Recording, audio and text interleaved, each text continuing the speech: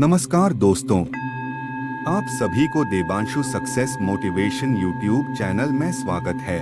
ऐसे ही शास्त्रों से जुड़े बातें जानने के लिए चैनल को सब्सक्राइब करें और प्यारा सा कमेंट करें ताकि हम ऐसा वीडियो आपके लिए बना सकें। आइए जानते गरुड़ पुराण के अनुसार पुत्र प्राप्ति के उपाय। गरुड़ पुराण के अनुसार मासिक धर्म के 4 दिन महिला को अपने पति को चेहरा नहीं दिखाना चाहिए और पति को भी चेहरा नहीं देखना चाहिए। चौथे दिन के बाद स्नान करके पति पत्नी साथ रह सकते हैं, लेकिन संतान प्राप्ति के लिए बिल्कुल भी कोशिश नहीं करनी है। ब्रह्मचर्य का पालन करना है। यह ब्रह्मचर्य आपको 7 दिन तक निभाना है। गरुड़ पुराण के अनुसार 8वें दिन ईश्वर की स्तुति करके संतान प्राप्ति की कोशिश करनी है। इस दिन से प्राप्त संतान पुत्र होगी। ज्योतिष शास्त्र के अनुसार सूर्य स्थिति से पुत्र प्राप्ति।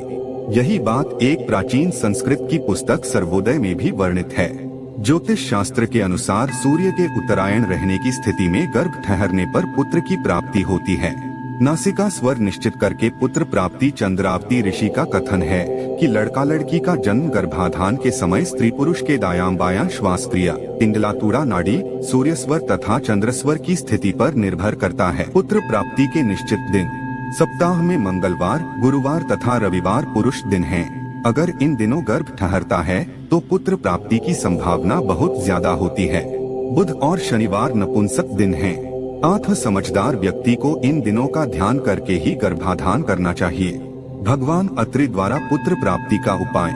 2500 वर्ष पूर्व लिखित चरक संहिता में भगवान अत्रि कुमार के अनुसार पुरुष में वीर्य की सबलता से पुत्र पैदा होता है। कहीं न कहीं इसका अर्थ यही निकलता है कि अगर महिला पहले चरमोत्कर्ष पर पहुंचती है तो पुत्र प्राप्ति की संभावना बढ़ जाती है। सुश्रुत संहिता के अनुसार शुक्ल पक्ष में पुत्र प्राप्ति के उपाय।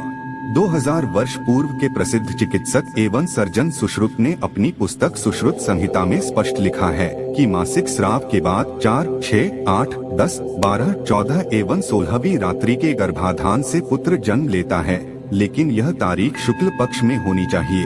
शुक्ल पक्ष में पुत्र प्राप्ति के उपाय के रूप में यह विधि समाज में बहुत प्रचलित है। शिव पुराण के अनुसार पुत्र प्राप्ति के उपाय।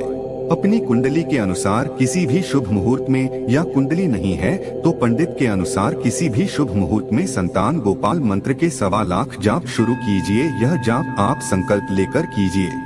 इसका विधि विधान आप किसी भी ज्ञानी ब्राह्मण से जान सकती हैं, जो आपकी ही आसपास आपको मिल जाएंगे। उनके सानिध्य में इस जाप को पूरा करें। जाप शुरू करने से पहले आप श्री गणेश को नमन अवश्य करें।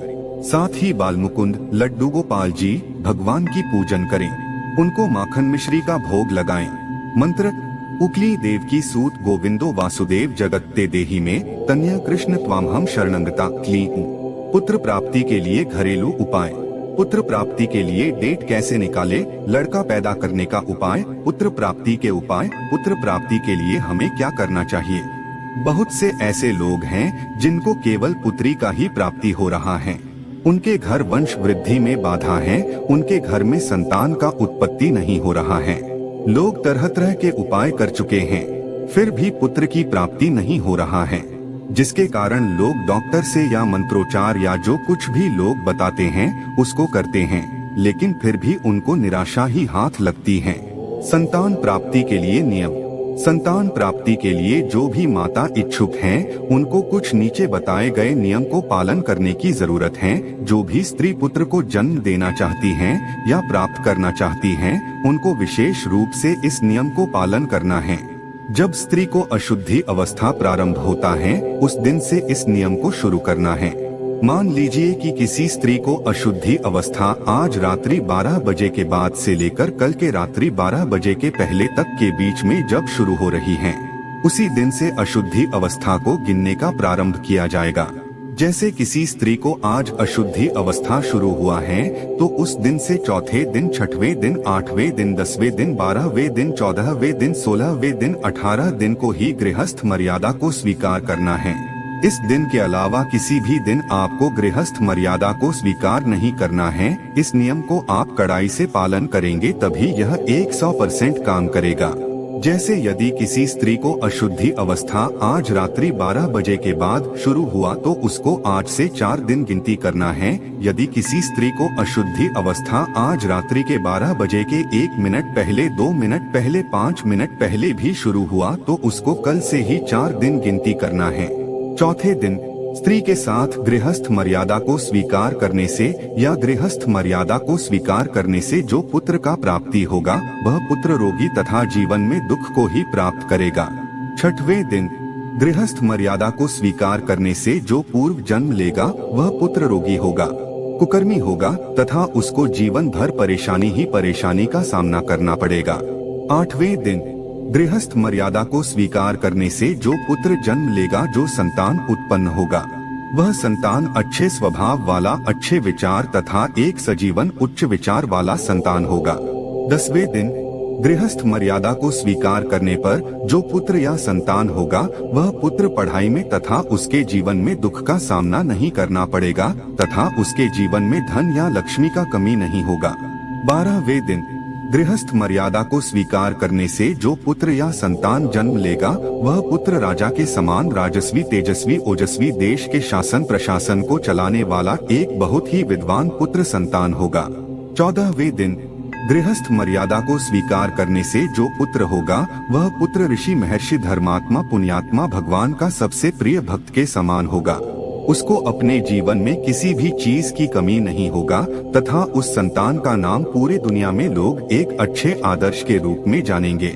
ऐसे ओजस्वी, तेजस्वी पुत्र को प्राप्त करने के लिए 12 एवं 14 दिन गृहस्थ मर्यादा को स्वीकार करना चाहिए। गृहस्थ मर्यादा को कब स्वीकार नहीं करना चाहिए? किसी भी स्त्री तथा पुरुष को कुछ दिन वैसे होते हैं जिस दिन गृहस्थ मर्यादा को स्वीकार नहीं करना चाहिए, क्योंकि उस दिन स्त्री के साथ गृहस्थ मर्यादा स्वीकार करने से जो पुत्र या पुत्री जन्म लेता है वह बहुत ही कष्टकारी, दुखदाई से भरा हुआ, रोगी तथा चोर डकैत के विचार वाला पुत्र तथा पुत्री का जन्म होता है।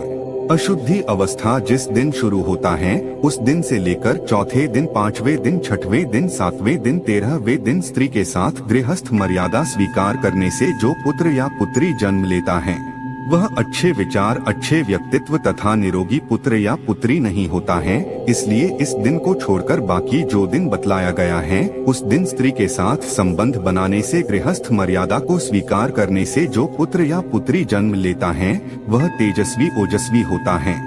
गृहस्थ मर्यादा को चौथे दिन, 6वें दिन, 8वें दिन, 10वें दिन, 12वें दिन, 14वें दिन, 16वें दिन, इस दिन के अलावा आप किसी भी दिन 12 बजे रात्रि के बाद 1 मिनट या 2 मिनट के बाद भी आप गृहस्थ मर्यादा को स्वीकार नहीं करेंगे। चौथे दिन का मतलब है कि जिस दिन अशुद्धि अवस्था से शुरू हुआ उस दिन से चौथे दिन 12 बजे रात्रि के बाद और उस दिन रात्रि के 12 बजे के पहले के बीच में गृहस्थ मर्यादा को स्वीकार करना है। दोस्तों, उम्मीद करता हूं कि आज का वीडियो आपको अच्छा लगा है। कमेंट करके बोलिए और दोस्तों ऐसे वीडियो देखने के लिए आज ही हमारे चैनल को सब्सक्राइब करें और बेल आइकन को दबा दें। हमारी नेक्स्ट वीडियो आपके पास